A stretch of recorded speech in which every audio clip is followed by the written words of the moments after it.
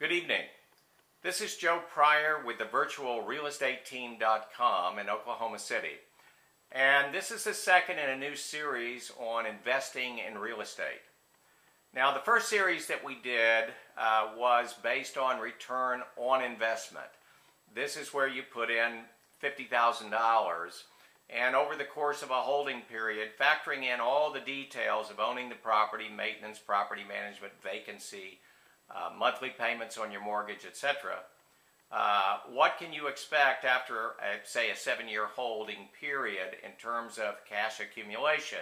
It's also a percentage on an annualized basis, which we do before tax and after tax. So it's a long-term look at what your investment is. There are certain suppositions that we put in there. There's no absolutes because we know that 7 years down the road, we don't know exactly what the rental market is going to be like, whether there's appreciation that's accurate in terms of what the projections are, what the vacancy rates, etc. But like any investment that's long-term, you have to make these notations and you have to analyze it as versus any other kind of investment. So it's a good thing to do because most people that buy in Oklahoma City are buying for the long term. They're buying for cash flow because almost all our properties, if not all of our properties that we sell, are positive cash flow.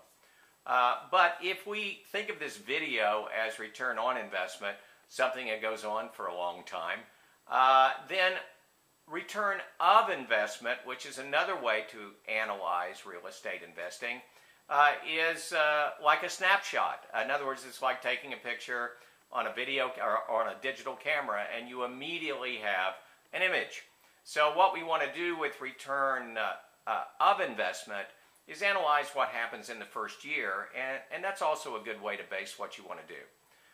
So there's a couple of terms that we use, a couple of computations that go along with it, one of which is cash on cash, and the other is capitalization rate. Now, cash on cash is one based on how much money in that first year do I get back.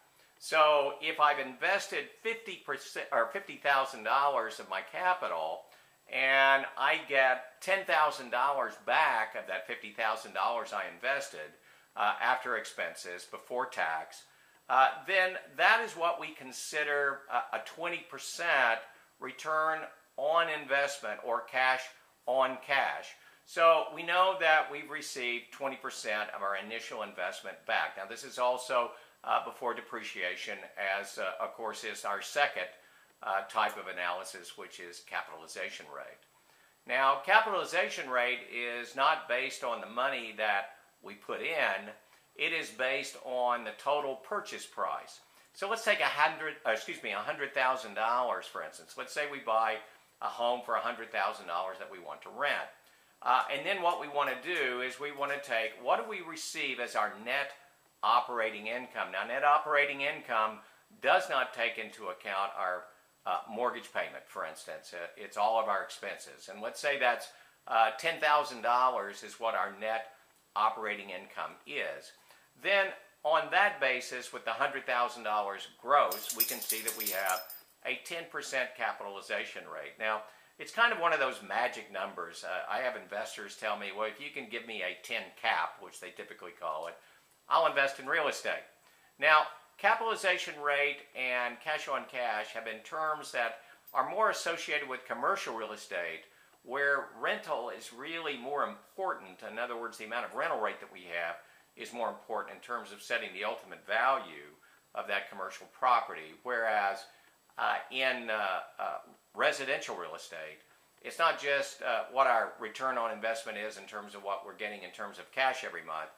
It's also things like appreciation that's not based on rental property, but it's based on owner-occupants that are buying in the same neighborhood, driving up the prices, hopefully. And so it's a little bit different, but I do think it's an important way to look at residential investment because, again, what we want to do is compare real estate to any other place that we can put our money and also factor in the risk. So, in other words, if we take real estate, which historically is a lower risk investment, and we know that we get 20% of our money back, or that of our gross that we have 10%, which means in 10 years we get the total $100,000 of our money back in terms of what the gross price is, not the net of what we owe or what we put into the property. Then we can accurately say, okay, I'm going to compare this to any other thing, and then we can decide what we want to do. So I think all residential investing starts with these three terms: internal rate of return, which is return on investment, and capitalization rate and cash on cash, which are more based on return of investment. Now we're going to have future videos to go through the details of owning property to kind of give you an idea what happens after we purchase the property, what's next. This is Joe Pryor with the virtualrealestateteam.com in Oklahoma City, where we deliver traditional real estate value with the speed of technology.